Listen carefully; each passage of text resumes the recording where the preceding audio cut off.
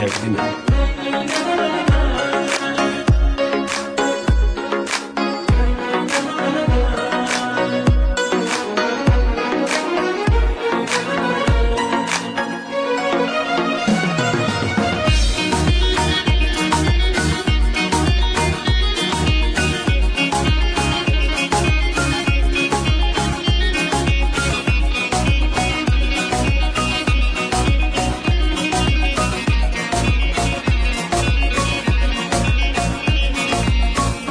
Senin doğum günün, hayatın güzel mənası. Bir arzu et, bir diləş tut, yüzünde ay parası.